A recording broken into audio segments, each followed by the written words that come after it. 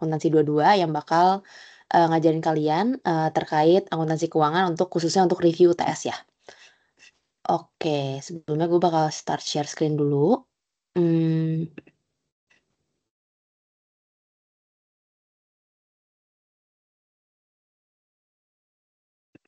oke. Oke, seharusnya udah kelihatan ya. Mmm, oke, gue bakal mulai dari soal pertama ya. Nah, oke untuk, materi dari, UTS AK sendiri kan nanti kita bakal mulai dari, initial recognition dari financial instrument, terus lanjut sama impairment of receivable, terus lanjut lagi sama, non-current liabilities dan current liabilities. Selanjutnya bakal ke stakeholder equity, dan kemudian kita yang terakhir itu bakal ke dilutive securities yang bakal disatuin sama EPS juga ya. Oke, nah kita mulai dari problem 1 dulu. Untuk initial recognition, and subsequent measurement. Nah, ini tuh objektif dari soalnya apa? Jadi kan untuk financial instrument definisinya adalah transaksi yang melibatkan financial asset, financial liabilities, atau equity instrument dari dua entitas gitu ya.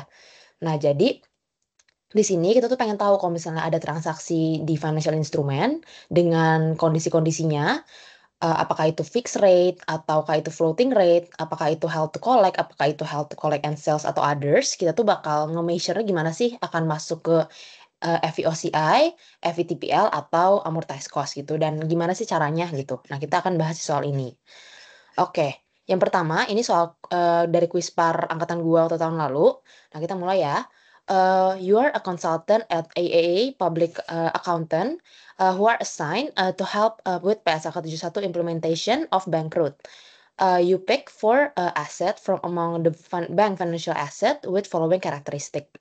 Nah, jadi untuk, karakteristik dari financial asset yang pertama, itu the bank owns, mandatory convertible bonds, from PT 8 with 5-year tenure, and 12% coupon per annum. In the 5th year, the bond will be converted to, 1 juta shares of PT 8, which value, at, Rp 1.500.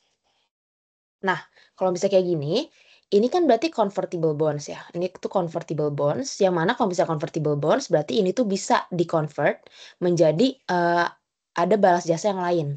Nah, kalau bisa sampai ada balasan jasa yang lain di luar, eee, payment of interest dan payment of, kuponnya sendiri, nah itu tuh berarti tidak lolos dari SPPI test. Nah, jadi kalau misalnya kita melakukan, menjawab soal seperti ini, kita akan mulai dari SPPI test-nya terlebih dahulu. Nah, syarat untuk lolos SPPI test itu, financial asset kita tuh harus memiliki fixed rate. Nah, kalau misalnya dia tuh ditulisan di soalnya itu floating rate, kalau misalnya dia mempunyai benchmark seperti ke LIBOR atau ke Jakarta, rate, of standard gitu, nah itu tuh baru lolos SPPI test. Sedangkan kalau misalnya dia nggak lolos SPPI test, berarti nanti akan langsung dimasukkan ke dalam FVTPL untuk, rekognisinya. Nah, selanjutnya kalau misalnya lolos SPPI test, selanjutnya apa? Berarti selanjutnya itu bakal dilanjut ke BMT test. Nah, BMT test itu mengukurnya dalam hal apa sih? Nah, jadi dalam BMT test akan dibagi menjadi 3 nih instrumen keuangan berdasarkan tujuan dari si company itu menyimpan, financial asset itu sendiri.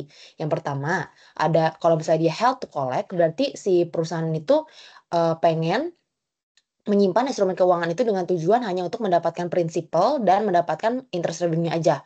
Jadi kalau misalnya dia emang mau menyimpan financial instrument itu sampai dia itu mature atau sepanjang waktu jatuh temponya, nah itu berarti dia itu dikategorikan sebagai held to collect, yang mana nanti selanjutnya akan direkognisi sebagai, amortized cost berarti. Nah, selanjutnya yang kedua itu ada held to collect and sales. Nah, kalau held to collect and sales itu apa? Jadi perusahaan ini emang, menyimpan financial asset, tapi kalau misalnya keadaannya tidak memungkinkan atau menurut si company ini menyimpan financial asset tuh bukan pilihan yang tepat lagi dan kurang menguntungkan, dia tuh akan menjual menjual si financial asset tersebut. Nah, kalau misalnya kedua hal itu terpenuhi di dalam soal, berarti nanti kita bakal kategoriin itu sebagai held to collect and sales dan akan selanjutnya direkognisi sebagai, FVOCI gitu. Nah, kalau misalnya di soal tuh nggak ditulis, dia tuh mau held to collect atau held to collect and sales dan malah nyebutinnya misalnya nih contohnya trading, si company ini menyimpan financial asset dengan tujuan untuk, mencapai margin dari trading atau daily trading. Nah, berarti kalau kayak gitu langsung masuk ke dalam others karena tidak termasuk dalam held to collect atau held to collect and sales dan nanti akan dikategorikan langsung ke dalam FVTPL gitu ya. Oke. Nah, makanya untuk aset keuangan satu seperti yang gue bilang tadi dia tidak memenuhi syarat SPI test karena instrumen keuangan tersebut memberikan imbal hasil di luar pembayaran pokok dan bunga, yaitu pembayaran menggunakan saham dari entitas penerbit. Nah, makanya nggak boleh ya dia tuh lolos SPI test. Nah, kalau misalnya nggak lolos, berarti kita langsung menyimpulkan bahwa aset keuangan satu itu akan masuk dalam FVTPL nantinya. Nah, oke, untuk yang kedua, the bank has loan receivable denominated in USD to PT AB PTE with a floating rate pegged to labor nih. Kalau misalnya dia ada tulisan floating interest rate pegged to labor, berarti otomatis dia tuh floating rate, cuman dia tuh ada benchmarknya. Nah, kalau kayak gitu, berarti nanti kita langsung kategorikan ini sebagai lolos dalam SPPI test. Berarti nah selanjutnya nanti akan dilanjutkan ke dalam BMT test untuk mengetahui dia tuh rekomendasinya kemana gitu. Nah, jadi kalau misalnya ada benchmark rate, berarti kita langsung kategorikan ini sebagai lolos ke dalam SPPI test ya, kata kuncinya. Oke, nah selanjutnya buat instrumen keuangan 3, the bank owns a loan receivable denominated in IDR to PT SM with a fixed interest rate 12% and principal amounting 2.500 million. This will reach maturity in 5 years. Nah, ini tuh bahkan udah ada tulisannya nih, kalau itu dia tuh fixed interest rate. Kalau misalnya ada tulisannya fixed interest rate, berarti otomatis nanti dia akan langsung masuk dan lolos dalam SPPI test karena dia tuh fixed interest rate gitu ya. Nah, untuk instrumen keuangan yang keempat, the bank has treasury bills, surat perbendaharaan negara atau SPN, with an interest rate 7% per annum. Dan nilainya itu 500 juta dan maturity-nya itu in 6 months. Nah, kalau misalnya nggak ada tulisannya dia tuh floating rate, nah berarti kita bisa asumsikan itu maksudnya adalah fixed rate gitu. Nah, kalau misalnya fixed berarti langsung dimasukkan dan lolos dalam SPPI test gitu ya. Nah, selanjutnya kita diberi informasi tambahan lagi nih. You are also informed that the financial asset were under the custody of three separate division. Yang mana instrumen keuangan satu itu dipegang sama market division, yang mana dia tuh pengen nih earn short term gains from trading activities. Nah, kalau misalnya udah ada tulisannya dia tuh from trading activities, berarti dia akan dimasukkan ke dalam kategori others dalam BMT test, yang mana nanti langsung dimasukkan ke dalam FVTPL gitu ya. Kalau misalnya untuk instrumen keuangan 2 sama 3, kan itu di-manage sama corporate banking division. Yang mana division ini lends money to corporation and monitor its debtors so that they can pay the principals and interest as defined in debt covenant. Nah, berarti dia tuh si corporate banking division ini itu kerjaannya itu minjamkan uang kepada korporasi dan memonitor kredit debitor-debitor itu membayar prinsipal sama interestnya. Nah, berarti si divisi ini tuh cuma pengen menerima prinsipal sama interest-nya aja. Nah, berarti kalau kayak gini, dia tuh dikategorikan sebagai held to collect dan langsung nanti akan dimasukkan ke dalam amortized cost gitu. Nah, untuk yang instrumen keuangan 4, treasury bills are managed by treasury division with whose intent to ensure the bank level of liquidity complies with regulator directive. Nah, the division ini does not always conduct sales of the bills. Nah, dia tuh bisa aja kadang-kadang ngejual, tapi nggak selalu gitu. Nah, sometimes when the liquidity is in the tight condition, the bills may be held to maturity. When historical data are consulted, the bills nominal value sold before maturity equals in most cases the nominal value of bills held to maturity. Nah, jadi dia tuh kalau misalnya dia in the tight condition, dia baru bakal nyimpen si bills itu. Tapi kalau misalnya emang nggak lagi longgar-longgar aja kondisinya, berarti dia bisa ngejual nih. Dan setelah dilihat di historical data ternyata jumlah penjualan dia sama jumlah instrumen keuangan yang dia keep itu sama aja. Jadi nggak ada yang lebih dominan gitu. Nah, kalau kayak gitu berarti kita bisa simpulin kalau misalnya si treasury division ini bertujuan untuk held to collect and sales gitu. Nah, nanti selanjutnya akan dimasukkan ke dalam FVOCI berarti.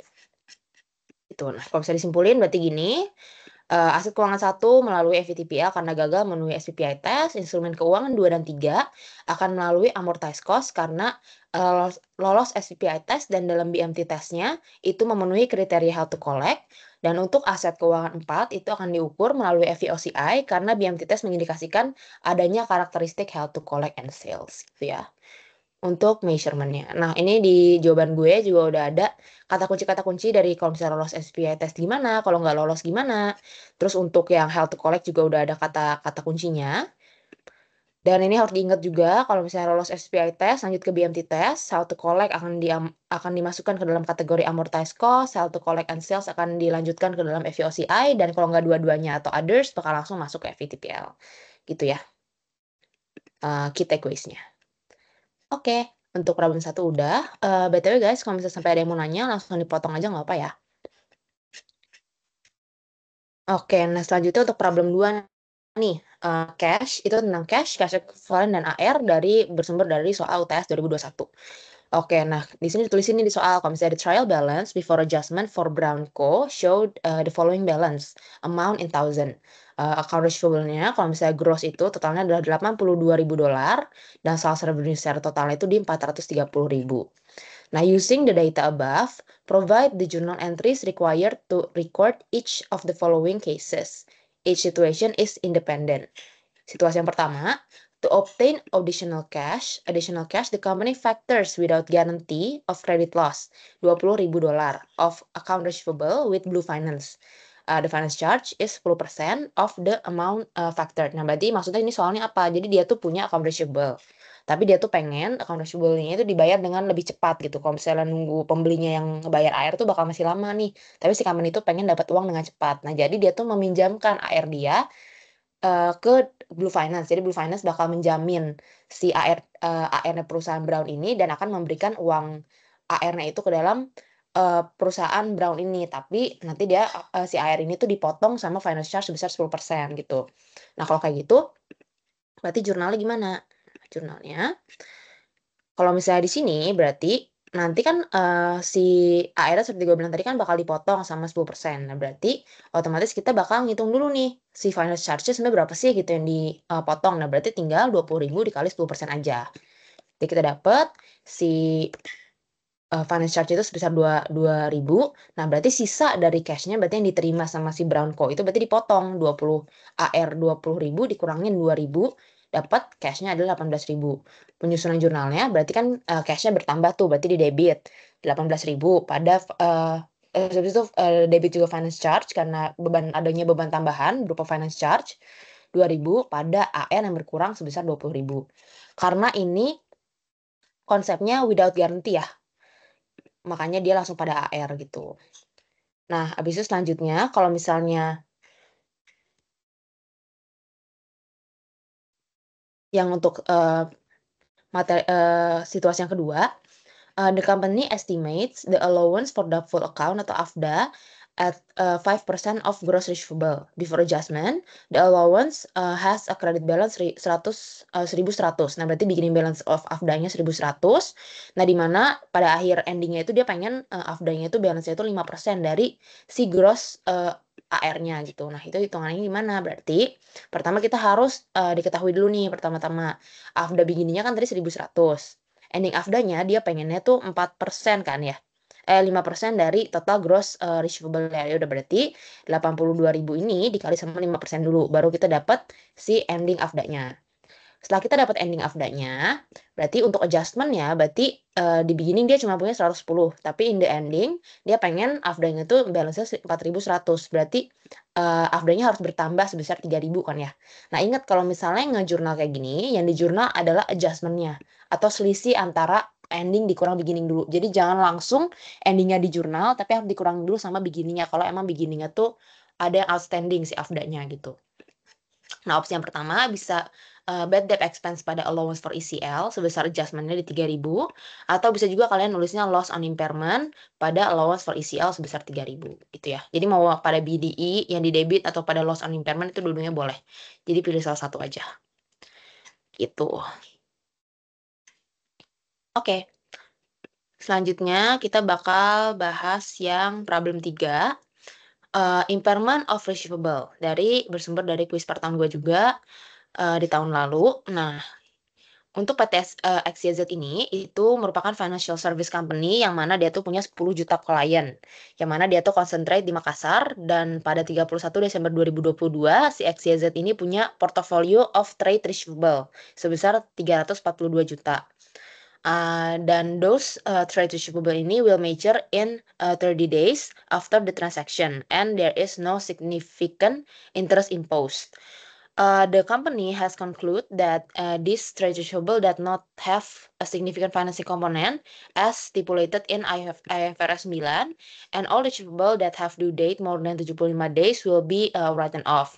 The company had estimated probability of collection by considering forward-looking information based on numbers days after maturity as displayed below.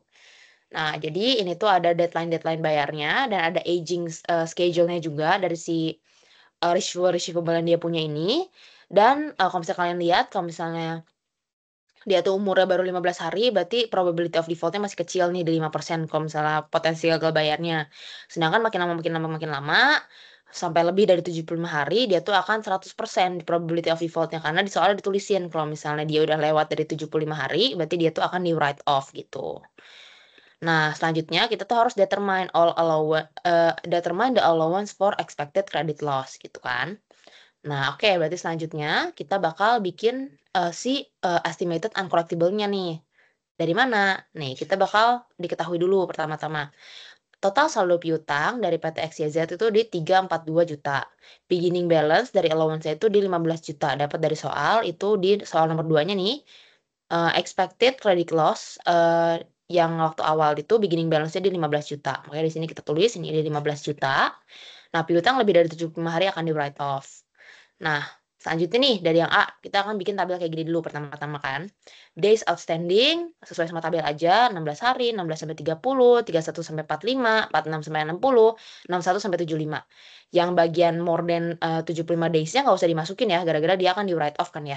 Jadi emang udah 100%, jadi nanti ujung-ujungnya estimated uncollectible-nya juga akan seluruh balance dari si 35 juta ini yang nanti penulisannya akan terpisah gitu. Makanya kita akan tulis yang dikecualikan dari write off-nya dulu. Jadi untuk less than 60 days itu kan berarti amount-nya 80 juta. Probability of collection-nya itu kalau misalnya kita 100% dikurangi 5% berarti di 95. Probability of default-nya di 5% berarti estimated uncollectible-nya berarti tinggal 80 juta dikali sama 5%. Nah, untuk yang bagian selanjutnya juga sama, berarti 60 juta dikali sama probability of default-nya di 15% berarti dapat estimated uncollectible-nya di angka 9 juta. Nah, untuk yang 72 juga sama, 72 juta dikali sama 25% jadi di 18 juta. 55 dikali 35% sama dengan 19,25. 40 juta dikali sama 45% berarti ada di 18 juta. Nah, setelah semuanya dihitung nih estimated uncollectible-nya, nah kita bisa tahu berarti allowance for expected credit loss ending dikecualikan dari write off dulu ya ini di angka 68.250 juta. Nah, habis itu selanjutnya kita tulis lagi juga allowance for ECL buat beginning itu kan tadi di angka 15 juta tadi diketahui dari soal kan ya. Nah, habis itu ternyata ada write off juga nih nanti di 35 juta ditambahin juga dari sini. Nah, berarti selanjutnya loss on impairment atau bad debt expense-nya dari si adjustment-nya berarti udah tinggal ending plus write off dikurangi beginning untuk mengetahui jumlah yang harus di-adjust berapa dari beginning-nya gitu kan ya. Berarti kita dapat di angka 88.250. Jadi kan dia awalnya dia punya beginning cuman 15 juta. Sedangkan di ending dia tuh harus ada allowance for credit loss-nya itu di 68 terus habis itu nanti bakal ada write off juga di 35 juta. Berarti dia harus meningkatkan AFDA-nya balance-nya tuh di angka 88,25 juta gitu kan ya. Nah, berarti journal entries-nya sama kayak tadi. Bad debt expense atau loss on impairment pada allowance for ECL sebesar 88,25 juta masing-masingnya sama. Nah, terus habis itu untuk mencatat write off-nya karena kita tadi ada write off, berarti allowance for ECL kreditnya itu langsung pada AR. Jadi udah dihapus nih langsung. Jadi bukan allowance lagi bentuknya, bukan AFDA lagi, tapi ini tuh udah benar-benar dihapus dari si AR-nya kalau untuk write off gitu. Nah, jadi udah berarti allowance for ECL pada AR masing-masing sebesar 35 juta atau sebesar yang di write off-nya yang lebih dari 75 hari untuk si aging schedule-nya gitu ya. Berarti. Oke, buat soal ini lumayan simpel dan kalau nggak salah waktu tahun gue juga ini keluar. Jadi gue harap ini dipelajarin baik-baik deh sama kalian gitu. Oke, untuk yang soal nomor 4 sekarang. problem current payable yang bersumber dari Quizpar 2023-2024 juga. Nah, the following is some information related to Brook Company short-term liabilities. Notes payable 9% issued on August 1, 2023 yang paid-nya itu 12 installment di 1,5 starting from Agustus 1, 2024 senilai segini. Nah, habis itu ada juga notes payable 7,5% issued on October 15, 2023 due September 25, 2024 senilai 15 juta. Nah, habis itu on November 25, the entire balance yang 18,65 juta ini itu bakal di-refinance by issuing long-term bonds. Nah, habis itu kan jadi awalnya dia tuh isunya di 1 Agustus, terus deadline-nya untuk pembayaran itu di Agustus 1, 2024 atau setahun. Tapi ternyata saat November 25, 2023 ini, dia tuh ternyata pengen itu tuh jadi jangka panjang aja gitu. Jadi dia tuh kayaknya nggak mampu nih buat bayar di 1 Agustus 2024. Nah, jadi dia tuh mau refinance dan refinance ini komplit di tanggal November 2023 gitu.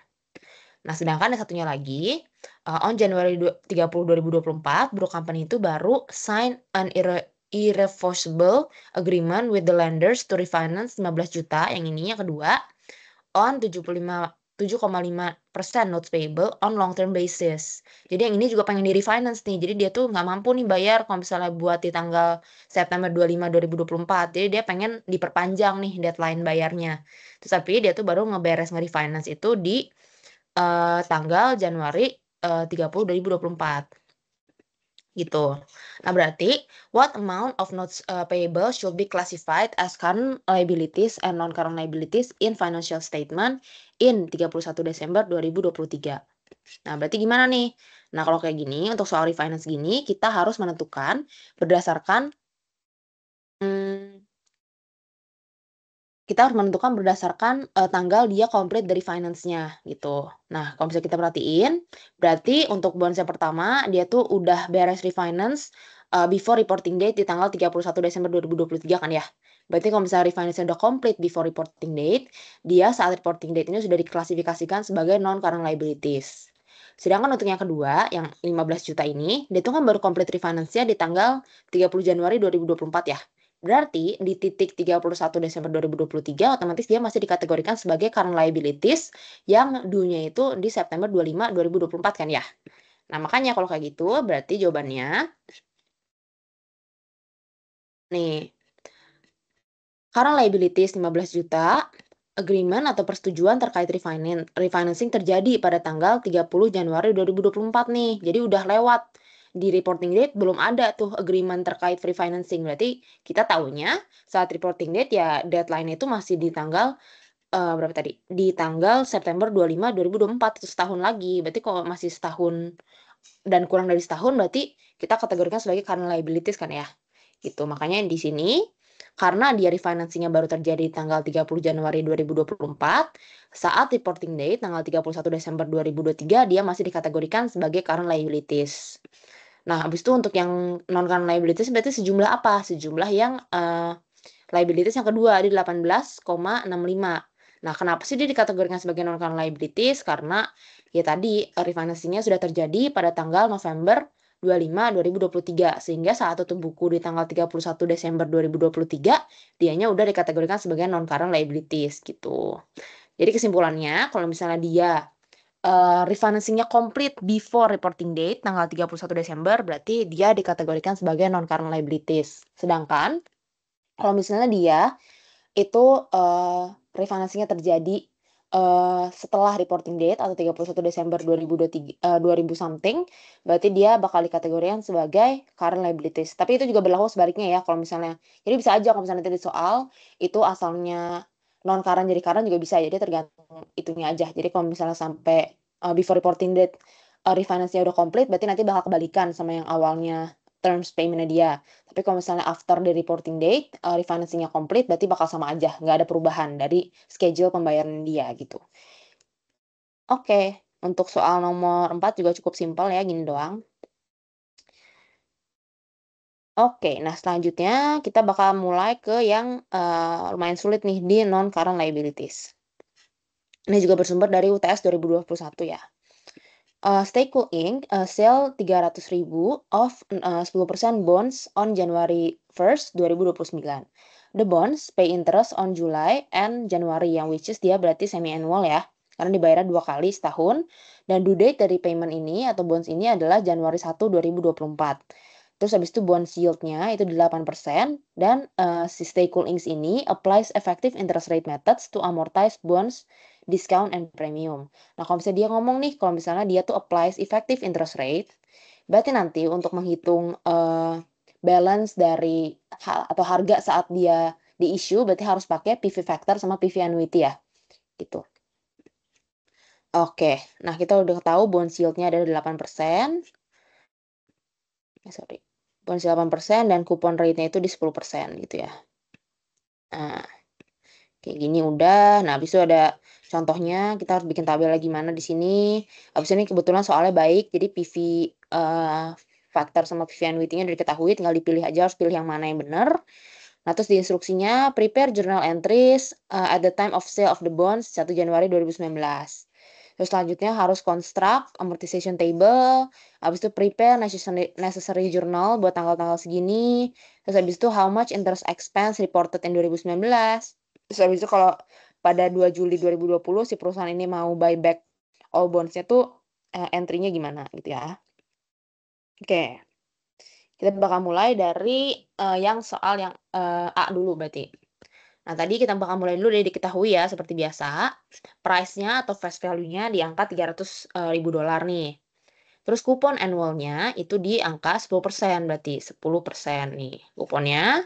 Nah, tapi karena sekali lagi dia tuh semi annual loh, di Juli 1 sama Januari 2 tuh Januari 1 tuh bakal ada pembayaran, berarti 2 kali setahun. Nah, karena dia semi annual berarti kupon rate-nya harus dibagi 2 di 5%. Terus interest payment-nya berarti kita dapat di angka face value dikali sama kupon semi annual berarti di angka 15.000 dolar. Nah, terus habis itu yield annual-nya kita dapat datanya di 8%, berarti yield semi annual-nya berarti dibagi 2, jadi di 4% gitu ya. Nah, selanjutnya nih, berarti kita akan mencari price saat issuance. Nah, memakai PV factor sama PV annuity.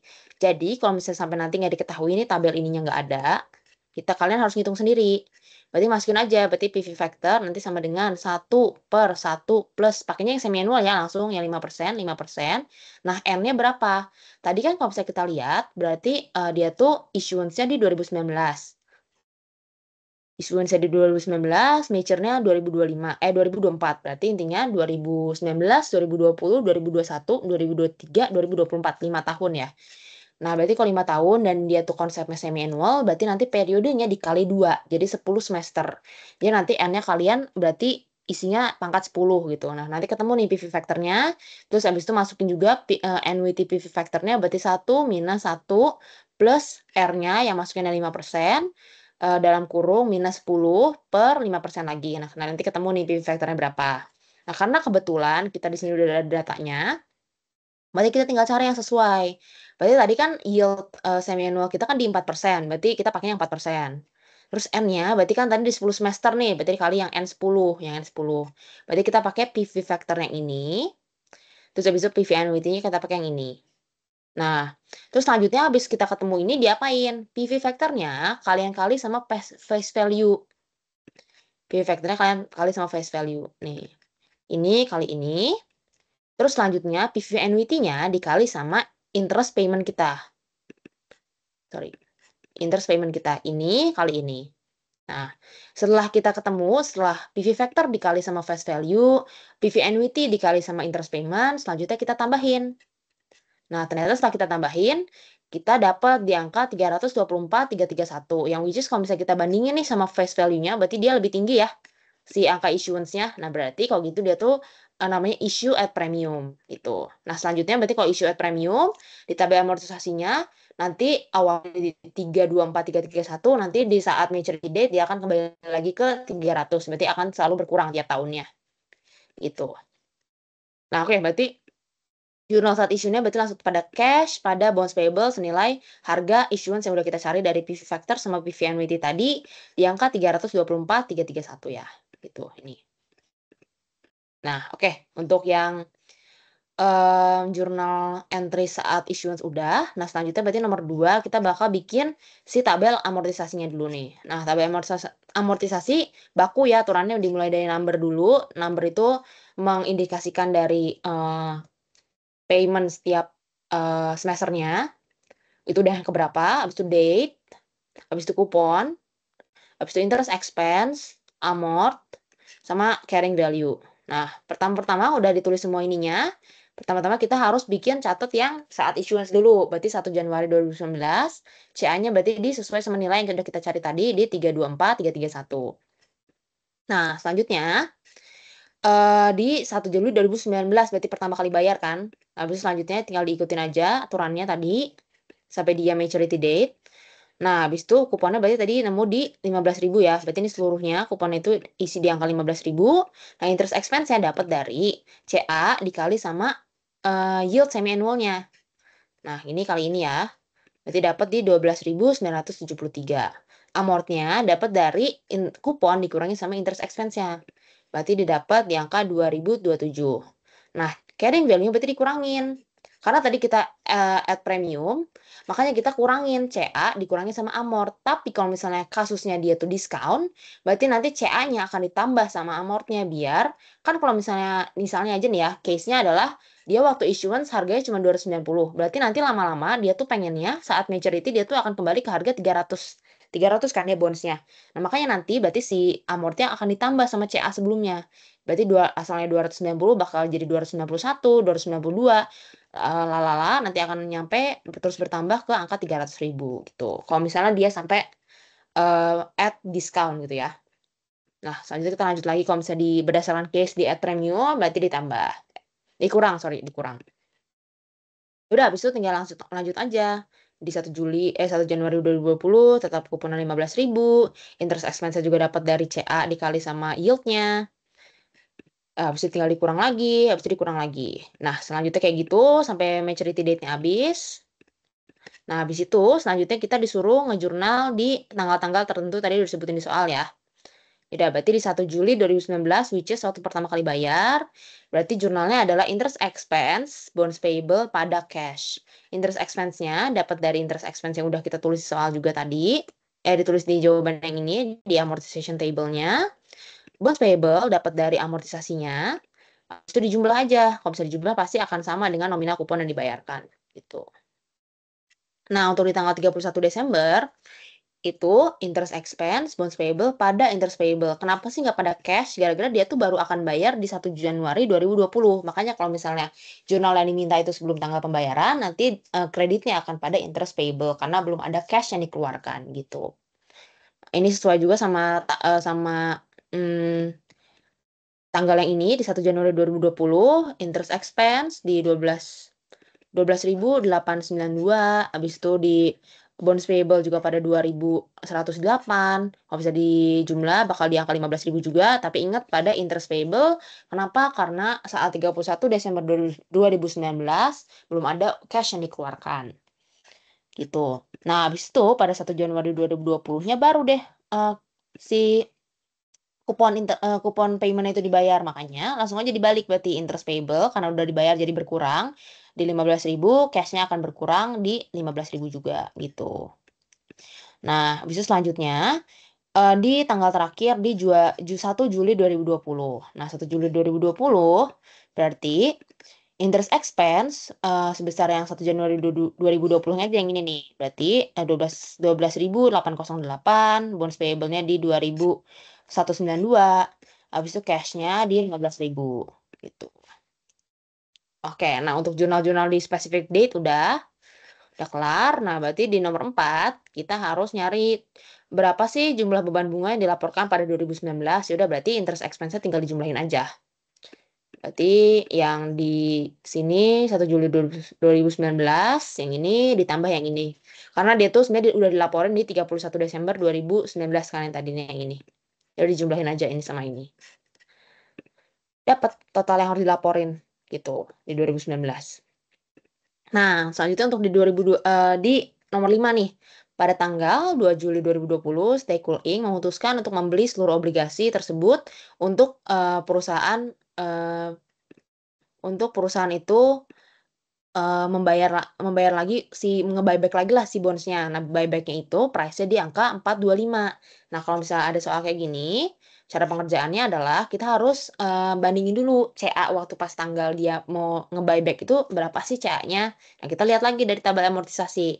Tadi kan dia bilang tanggal 2 Juli 2020. Nah, berarti di 1 Juli 2020 itu berapa sih CA-nya? Oh, ternyata CA-nya itu di angka 318.005. Jadi berarti di sini CA 318.005. Kita bandingin sama harga buyback-nya. Harga buyback-nya di soal ditulis di 425.000. Dari 425. Nah, habis itu kita bandingin nih. Kita punya utang itu cuma di angka 318.005. Sedangkan kalau misalnya kita mau buyback itu harganya di 425. Berarti harga utang kita itu balance-nya lebih kecil kan dibanding harga yang harus kita bayarkan untuk melunasi utang tersebut.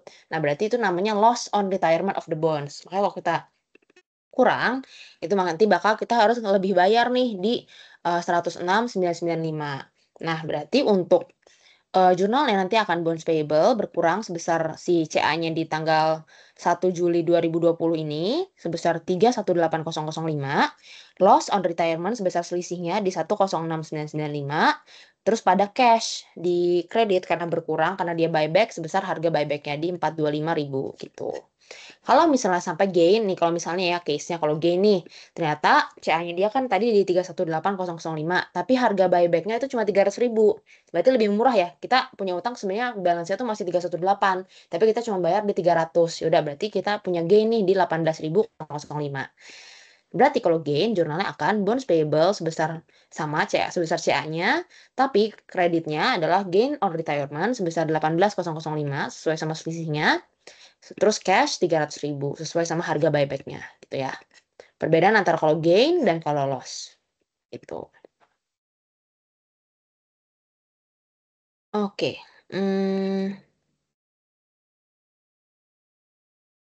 Habis itu gue juga punya contoh lain nih. Kalau sampai dia tuh ada juga soal yang kalau nge-buyback-nya itu dia tuh pengen nukerin pakai LAN bukan pakai cash. Ya udah kalau kayak gitu jurnalnya akan sama juga, cuma nanti debitnya bakal pada fair value dari LAN-nya itu ya. Jadi kayak gini nih, kalau sampai pakai LAN gitu pembayarannya. Itu. Oke, buat nomor 5 gitu aja sih cara ngerjainnya. Dan biasanya juga template-nya kayak gini kok. Gitu. Oke, selanjutnya kita bakal lanjut nih ke soal 6. Tentang stakeholder equity yang diambil dari kuispar kalian yang kemarin tuh, yang hari apa sih? Minggu lalu. Oke, the equity section of PT XH Statement of Financial Position as of Desember 31, 2023 is as follow. Kayak gini. Nah, habis itu untuk instruction-nya, record journal entries for the following transaction that affect equity in 2024 with calculation. Ada beberapa tanggal di sini. Nah, habis itu prepare the equity section at Desember 31 incorporating all transaction above. Oke, kita mulai bakal dari tanggal yang A dulu sampai nanti tanggal yang H ya. Oke, 67. Nah, gini. Jadi problem 1, record journal entries. Di Januari 20, dia tuh issue 90.000 ordinary share for cash at 2.000 per share. Nah, berarti kok kayak gini, cash debit karena bertambah, ada issuance of share, berarti cashnya bertambah di 180, dapat dari 90 lembar dikali sama harga share-nya pada saat itu tuh, harga market share-nya di 2.000.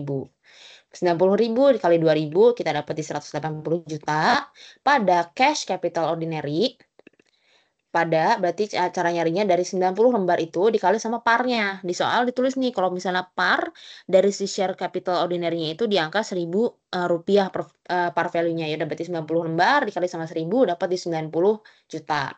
Nah, selisih dari pendapatan cash-nya dikurangin sama harga parnya, secara total kita bakal masukin ke share premium ordinary.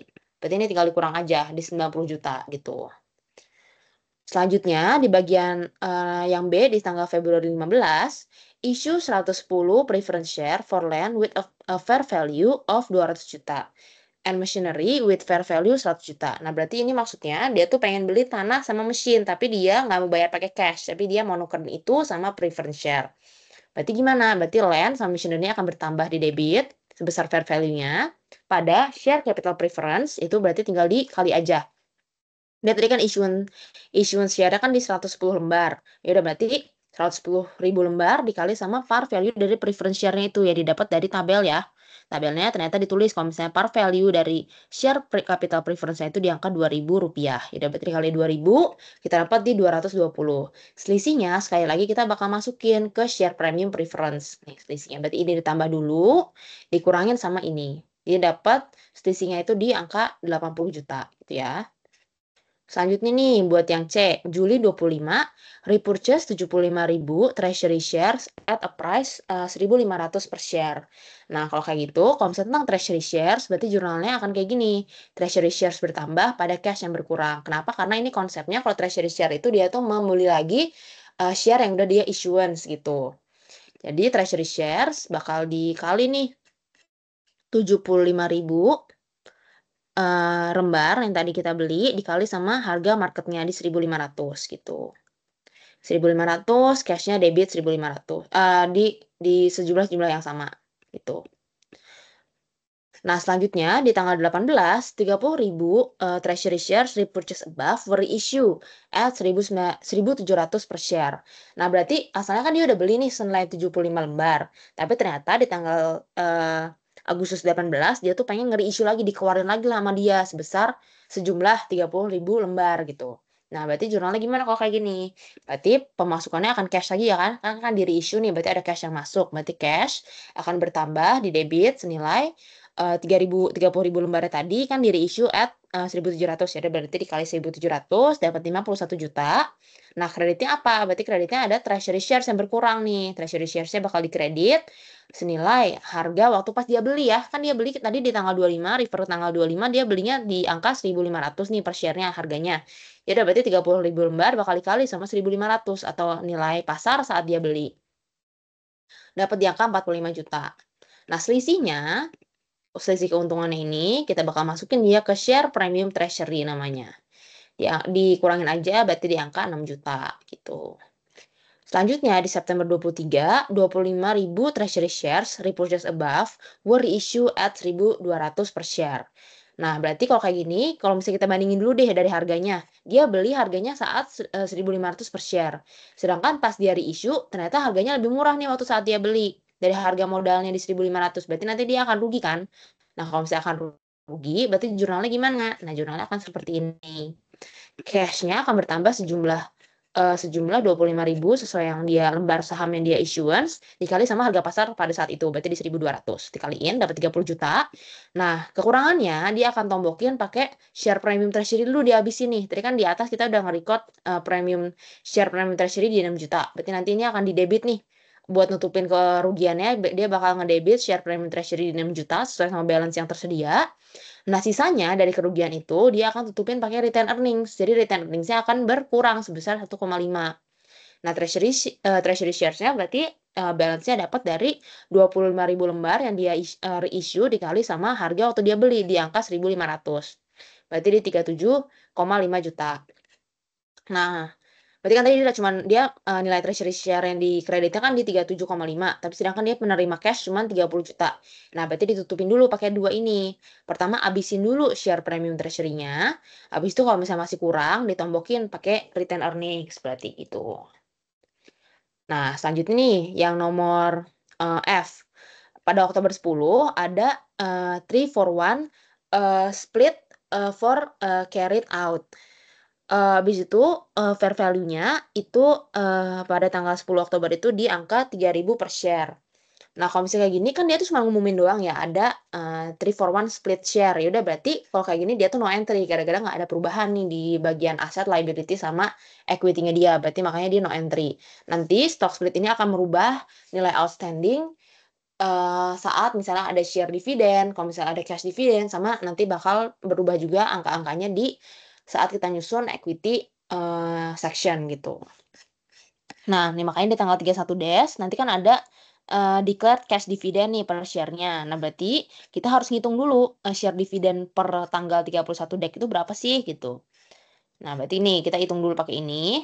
Untuk ordinary share dulu ya. Ordinary share berarti diambil dari equity section-nya tahun sebelumnya, berarti share capital ordinary di angka 400 di angka outstanding-nya di 400.000 ya, 400.000 berarti tulis di sini. Habis itu di Januari 20 tadi kita ada issue kan 90.000 lembar. Tapi di tanggal Juli 25 ada purchase of treasury shares. Berarti ini bakal mengurangi ordinary shares kita di angka minus 75. Tapi di Agustus 18 kita dari issue. Berarti di issue 30 tambah 30 lagi. September 23 reissue 25. Jadi bakal ditambah nih 25. Total shares outstanding-nya bakal di sama aja di angka 470 ribu. Nah, tapi ini kan sebelum stock split tuh segitu. Nah, berarti setelah stock split akan kayak gimana? Nah, setelah stock split akan jadi dikali 3 di angka 1.410.000 lembar berarti. Nah, tadi kan stock splitnya itu stock split ditulis soalnya 3, 4, 1. Berarti artinya dari yang asalnya kita punya satu lembar itu bakal jadi 3 gitu. Nah, berarti kalau kayak gitu intinya kalau misalnya kita punya 1 lembar jadi 3. Berarti kalau misalnya kita punya 10.000 lembar, berarti jadi dikali 3 aja kan, jadi 30.000 gitu. Makanya si outstanding shares-nya itu per lembarnya akan dikali sama 3. Jadi kita makanya dikali 3, jadi 1.410.000 gitu. Kalau misalnya tulisannya pakai titik 2 juga sama ya, misalnya kalau titik 2 berarti jadi, tulisannya kalau 3, 4, 1 ini kalau misalnya, nulisnya dalam titik 2 berarti jadi gini nih, 1.3. Nah, kalau misalnya, tulisannya kayak gini, kalian baca titik 2-nya itu jadi aja, jadi asalnya 1 lembar jadi 3 gitu. Nanti kalau misalnya kayak gitu berarti kalian bisa tahu kalau misalnya itu, nanti per lembar sahamnya bakal dikali 3 gitu ya. Sama aja kalau misalnya 1.2, 2. Ya udah berarti kayak gini dari yang asalnya 1 jadi 2. Berarti nanti, lembar sahamnya kita bakal dikali sama 2 gitu. Nah, tapi jangan lupa kalau misalnya lembar sahamnya dikali 3 atau dikali 2, par value-nya juga akan dibagi 3 atau dibagi 2. Jadi kalau misalnya, lembar sahamnya dikali, berarti par value-nya bakal dibagi. Sebaliknya, kalau misalnya lembar sahamnya dibagi, berarti par value-nya akan dikali gitu. Misalnya nih, kalau misalnya di lain kondisi tulisannya 2.21, berarti asalnya 2 saham jadi 1 saham. Berarti si outstanding shares-nya misalnya kita punya 1.000, nanti kita akan bagi 2, jadi tinggal 5.000. Tapi par value-nya akan kita kali 2, yang asalnya misalnya par value-nya tuh 1.000 per lembar, jadi, 1.000 kali 2, berarti di angka 2.000 per lembarnya gitu. Jadi kebalikan aja, ngikutin si, stok, ngikutin dari, perlakuan si shares outstanding per lembarnya aja sih gitu. Kalau misalnya share outstanding-nya dikali, berarti par value-nya dibagi. Kalau misalnya share outstanding-nya dibagi, berarti par value-nya dikali gitu, intinya. Buat, share split. Nah, makanya nanti par value-nya asalnya 1.000 dibagi 3, jadi ya angka 333,3 gitu, untuk par value yang ordinary shares. Nah, untuk yang outstanding share juga sama, kita, cari dulu untuk di Januari 1 sesuai sama equity section-nya, berarti di angka 300 nih, tadi 300.000 nih untuk outstanding share-nya, 300. Terus untuk Februari 15 tadi ada isu 110 yang buat beli tanah sama missionary tadi kan. Jadi total shares outstanding-nya bakal bertambah di 410.000. Nah, setelah stock split berarti dikali 3 juga, 410 dikali 3 jadi di angka 1,2. Nah, par value dibagi 3, yang awalnya 2.000 dibagi 3 jadi di 606,7 rupiah gitu. Nah, setelah kita tahu nih, total dari, share outstanding masing-masingnya berapa, baru kita kerjain soal yang dividennya. Dividennya berarti kan tadi dibilang nih di soal kalau misalnya, Desember 31 company ini nge-declare Rp100 per share cash dividend on ordinary share and declare the preference share dividend. Share dividend distribution will be carried on January 5, 2025. Nah, yaudah berarti nanti, jurnalnya return earnings yang berkurang karena adanya cash dividend pada dividend payable, ordinary sama dividend payable preference. Nah, untuk dividend payable ordinary-nya berarti tinggal kita kali aja. Tadi kan total shares, setelah share split, total share ordinary yang outstanding-nya kan di 1.41. Ya udah berarti nanti 1.41 ini dikali sama Rp100 itu. Nah, berarti kita tahu kalau misalnya cash dividend yang harus dikeluarkan untuk ordinary shares itu di Rp141 juta. Nah, habis itu untuk yang dividend payable buat preference-nya berbeda ya caranya. Kalau misalnya, nyari share preference share preference dividend, berarti caranya adalah total share preference yang outstanding ini sebesar 1,23 ini harus dikali sama si par value-nya dulu. Par value-nya tadi kan di angka segini kan ya, setelah dibagi 3 di angka 6,7, berarti dikali 66,67 dikali sama 7%. Nah, 7% dapat dari mana? Dapat dari soal share capital preference 7%. Nah, berarti itu dikali sama 7% yang itu. Caranya gini ya, kalau misalnya buat nyari dividen dari preference gitu. Share outstanding dikali sama par value-nya dikali sama persenannya yang ada di soal gitu. Di angka 57.400. Nah, ditambahin aja deh. Jadi return earnings yang harus dikurangin itu di angka 198.400 juta. Gitu. Nah, untuk yang terakhir, Desember 31 close the income summary account. Net income for the year was 130 juta. Nah, berarti kalau kayak gini ya udah. Berarti tinggal income summary 130 juta pada return earning yang bertambah di 130 juta. Sama kayak journal entries kalau misalnya nggak closing biasa aja sih gitu. Nah, selanjutnya di nomor 2 kita suruh prepare the equity section at Desember 31, 2024. Incorporating all transaction above. Nah, kalau kayak gini udah kita tinggal salin aja ulang dari si statement yang ini, tapi kita harus bedain ya dari sisi share authorized sama share issued-nya dan par value-nya, jangan lupa setelah adanya stock split. Ya, berarti untuk share capital preference 7%, sesuai sama par value-nya jadi 6,7. Terus habis itu share authorized-nya berarti dikali 3 juga, jadi yang asalnya 750 jadi dikali 3. Jadi di angka 2.225.000. Terus yang share issued and outstanding-nya juga dikali 3, jadi di angka 1,2 juta lembar. Selanjutnya ini ditambahin aja dari awalnya cuma 600 juta value-nya, berarti ditambahin sama yang 220 juta tadi yang udah kita issue. Nah, terus buat yang share capital ordinary-nya juga sama, par value-nya ya, pakai yang setelah adanya stock split. Buat share authorized juga dikali 3, buat share issued and outstanding-nya juga bakal dikali 3 semua. Nah, buat yang ini berarti tinggal ditambahin aja dari awalnya 400 juta ditambah sama share issued yang di tanggal Januari 20 di 90 juta. Tambahin aja di 490 jadinya. Untuk treasury shares, nah berarti kan awalnya tadi kita di minus 200 juta. Berarti tadi ada bertambah nih waktu pas buyback treasury share di 112 juta 500. Terus habis itu ada reissue, berarti share treasury share-nya bakal berkurang di angka 45 juta. Terus selanjutnya juga bakal berkurang lagi di angka 37,5. Nah, jangan lupa kalau misalnya treasury share itu termasuk dalam kontra equity. Kalau misalnya di aset kita punya accumulated depreciation yang menjadi kontra aset, kalau misalnya di equity kita punya treasury shares. Makanya kalau treasury share angkanya akan minus gitu. Oke, untuk selanjutnya kita bakal masuk ke share premium preference. Share premium preference awalnya di 150 juta, berarti kita bakal tambah sama yang ini di 80 juta. Jadinya di angka 230 juta juga. Nah, untuk share premium ordinary berarti yang awalnya di 120 juta kita tambahin sama yang di awal nih, yang 90 juta. Kita dapat di angka 210 juta. Untuk return earnings, nah ini harus ditambahin dari yang awalnya 235.500 dikurangin sama yang waktu kita tombokin buat kekurangan treasury shares ini di angka 1,5 juta. Nah, habis itu dikurangin lagi sama waktu pas dia membagikan cash dividend di 198,4 juta. Nah, habis itu ditambahin sama 130 juta yang menjadi net income di tahun berjalan tersebut gitu. Berarti di angka 165.600 untuk ending balance dari si return earnings-nya. Nah, setelah dijumlah kita dapat lihat ternyata total equity kita adalah di angka 1,6 miliar gitu. Untuk soal nomor 6.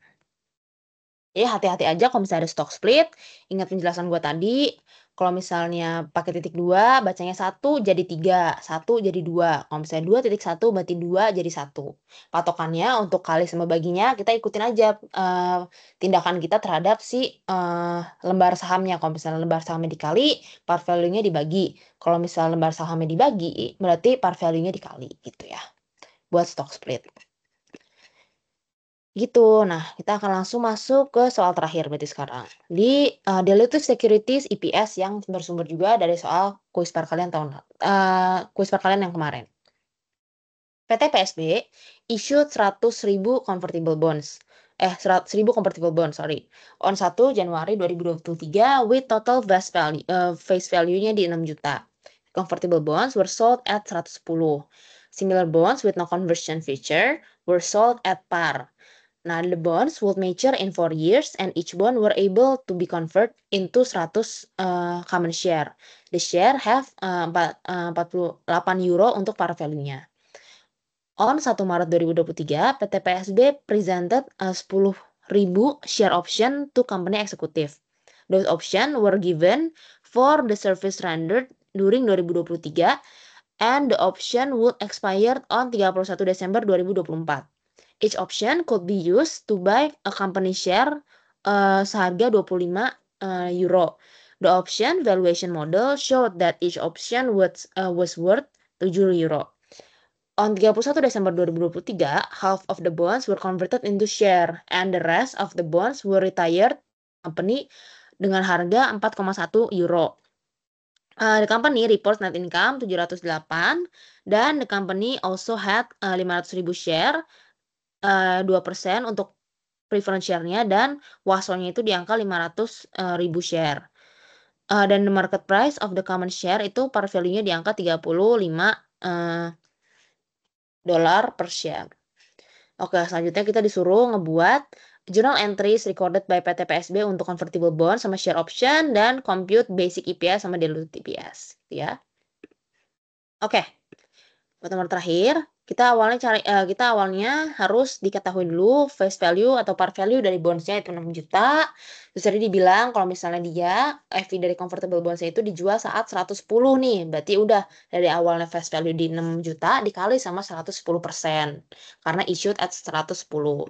Berarti di 6,6. Terus tadi di sini di soalnya juga dibilangin kalau misalnya dia tuh bentuk yang convertible dia tuh jual par aja, berarti di 6 juta aja. Berarti si liability komponennya cuma 6 juta. Nah, kenapa sih namanya dilutive securities? Jadi kalau misalnya dilutive securities itu emang securities yang terdiri dari dua macam komponen, yaitu ada komponen equity sama komponen liability. Nah, komponen equity itu adalah harga saat convertible bonds itu di issue. Sedangkan liability component itu adalah harga kalau misalnya bonds itu tuh bonds biasa, bonds payable biasa yang terdiri dari 100% liability, dia tuh harganya tuh cuma 6 juta loh. Ya, jadi kalau misalnya kayak gitu, kita tuh bakal ketemu nih ternyata FV atau fair value dari equity komponennya itu adalah 600.000 yang membedakan antara kalau misalnya dia convertible bonds atau yang memiliki dua komponen, equity sama liability, dan kalau misalnya 100% liability berapa, nah kita kalau misalnya ngurangin kita bisa tahu dong berarti FV dari equity komponen itu berapa, yaitu 600.000 gitu. Nah, setelah kita tahu nih pembagian dari FV liability sama FV komponennya berapa, kita bisa baru ngejurnal bonds itu saat issuance gitu. Nah, berarti cash-nya bertambah sejumlah saat dia issuance, berarti yang angka 6,6. Bonds payable-nya akan bertambah juga di angka 6 juta atau yang 100% liability komponen ini. Nah, FV komponennya akan di-record sebagai share premium conversion equity di angka 600.000 gitu. Untuk yang jurnal saat dia issuance. Selanjutnya, untuk yang 1 Maret, berarti kan tadi PT PSB ada 10.000 share option nih, yang mana kalau misalnya dia punya share option, dia tuh bakal punya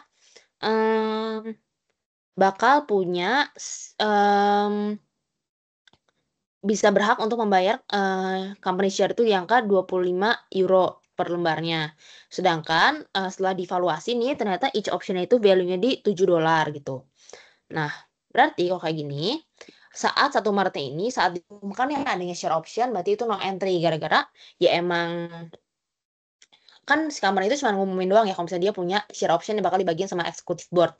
Yaudah berarti nggak ada aset sama liability dan equity yang bertambah atau berkurang. Yaudah berarti ini tuh no entry karena cuma mengumumkan aja gitu. Nah, selanjutnya di tanggal 31 Desember baru ada transaksi nih kalau misalnya half of the bonds itu converted into shares. Nah, habis itu rest of the bond-nya bakal di-retire senilai 4,15 juta ini. Nah, berarti udah kita tinggal nge-record si convertible bonds-nya doang kan. Ya berarti tadi kan dibilang di soal kalau misalnya dia tuh cuma nge-convert setengahnya doang. Berarti otomatis bonds payable yang berkurang juga cuma 3 juta dari yang awalnya 6 juta ya.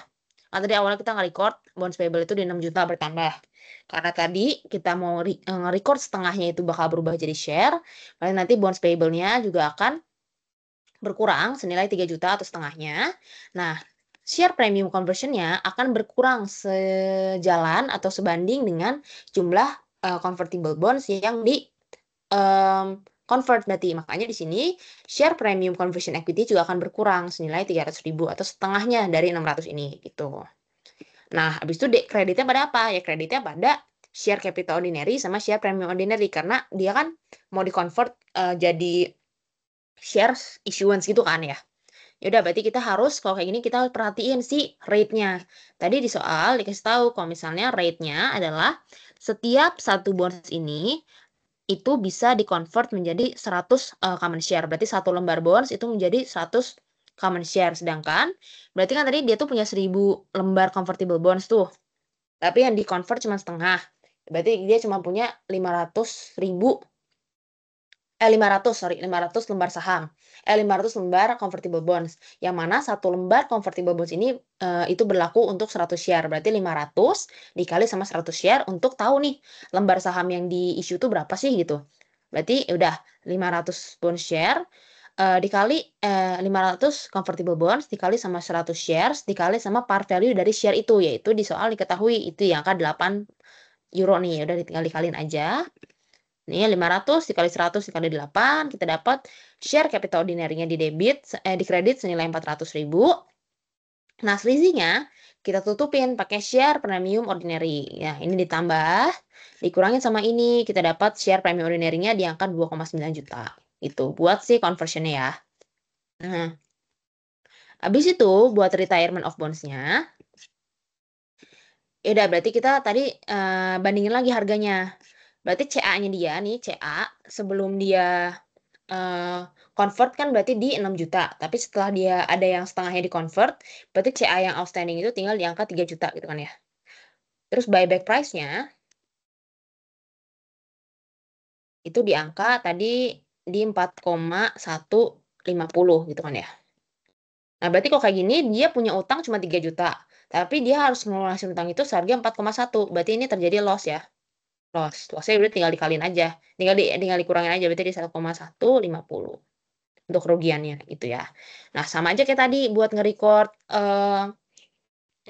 si non current liabilities tadi, berarti bonds payable berkurang senilai 3 juta, loss on retirement di 1,150 pada cash harga nilai buyback price-nya di 4,1 untuk record the retirement of bond, sama kayak yang tadi materi sebelumnya. Nah, jangan lupa tadi berarti kan setengahnya di-convert tapi setengahnya lagi enggak. Setengahnya lagi cuma di-retire doang.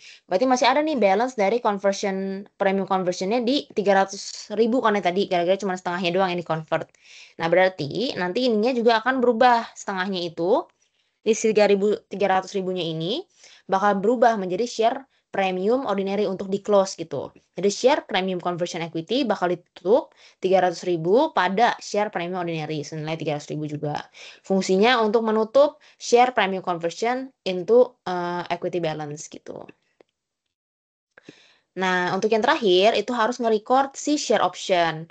Jadi, kalau misalnya share option ini itu biasanya berlakunya 2 tahun.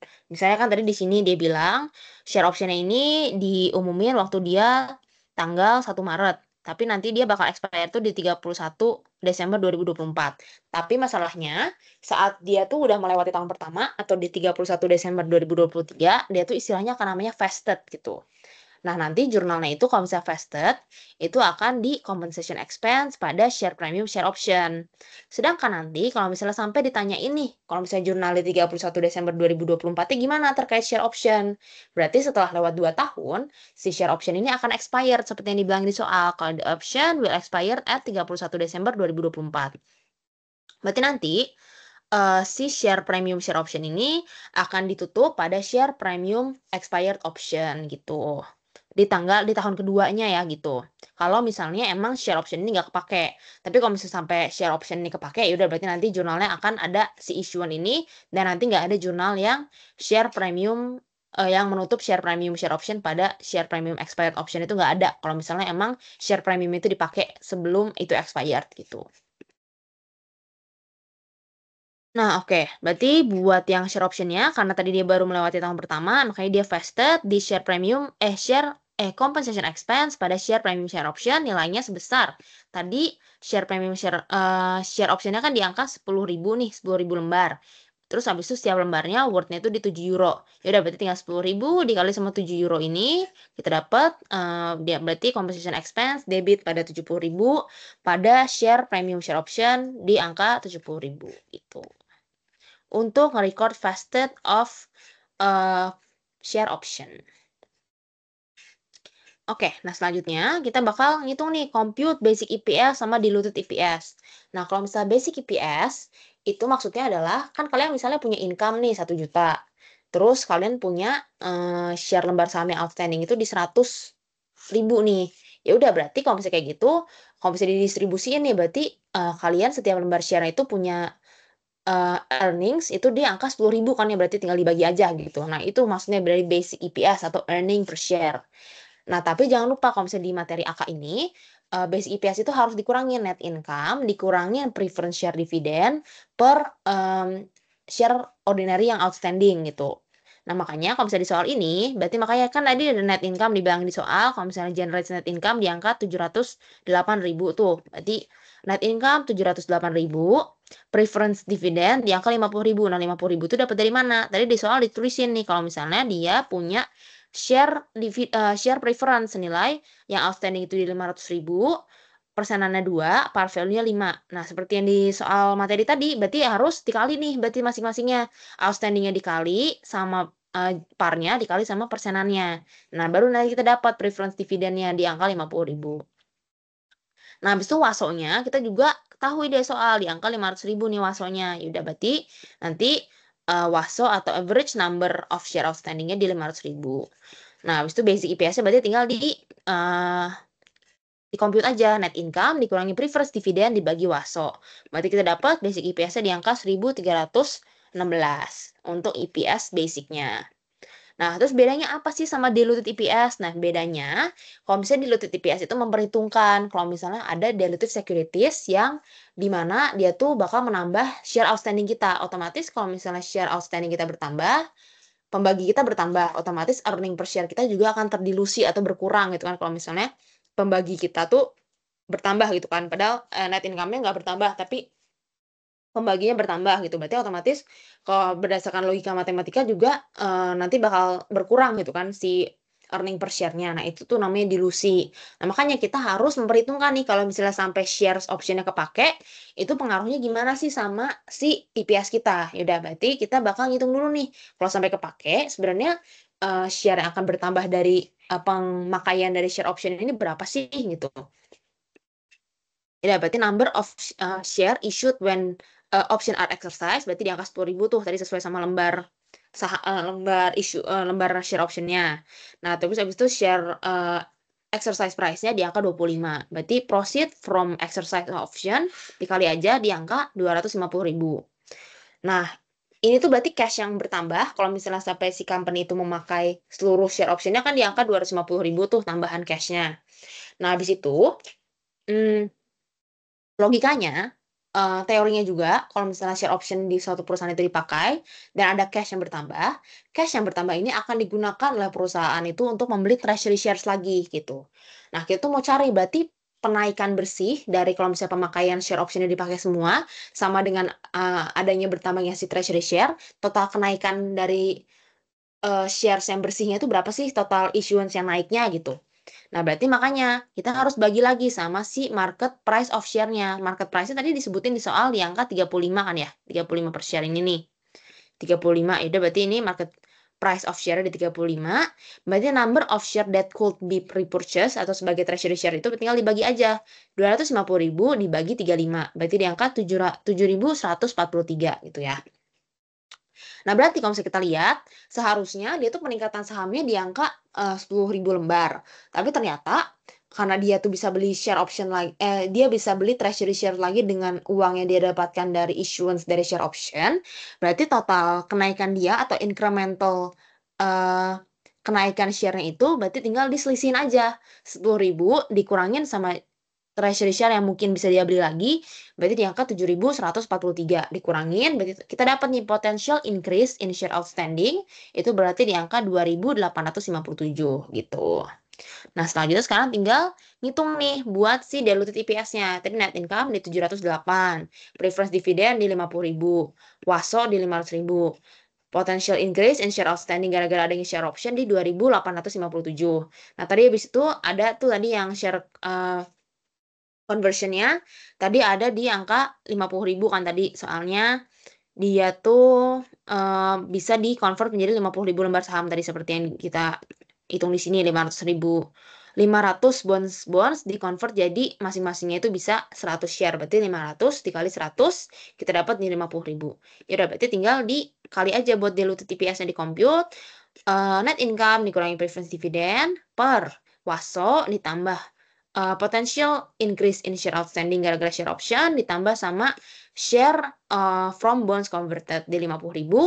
Kalau bisa di compute dapat di 1.190. Nah, kalau bisa kalian lihat dibandingin nih basic EPS sama dilute EPS berkurang kan ya. Dari awalnya 1.300 jadi 1.100 doang. Nah, berarti kita bisa tahu nih karena adanya dilutive securities yang dipunyai perusahaan dan bertambahnya outstanding share. Nah, berarti EPS-nya akan terdelusi dari awalnya 300. Kalau misalnya kita nggak punya dilutive securities, jadi di angka 1.100 per sahamnya untuk earning per share-nya gitu untuk diluted EPS dan basic EPS. Sebenarnya lumayan simpel sih guys untuk yang ini. Cuman yang sering pusing adalah terkait si share option-nya. Jadi gue harap kalian bisa baca baik-baik lah untuk sistematika pengerjaan dari si diluted sih gitu. Oke, karena berhubung soalnya sudah selesai, sebenarnya soalnya yang mau gue bahas gitu aja. Cuman kalau misalnya kalian ada yang mau tanya terkait sama pembahasan-pembahasan ini, boleh chat gue aja langsung di line. Nanti mungkin bisa nanya aja ke Hanina kalau misalnya nggak punya kontaknya. Habis itu good luck buat ujiannya. Semoga UTS-nya dapat berlangsung dengan lancar dan nilainya bagus. Amin. Oke, mungkin bakal gue stop sharing aja. Dan selanjutnya bakal gue oper ke Hanina lagi berarti. Thank you guys.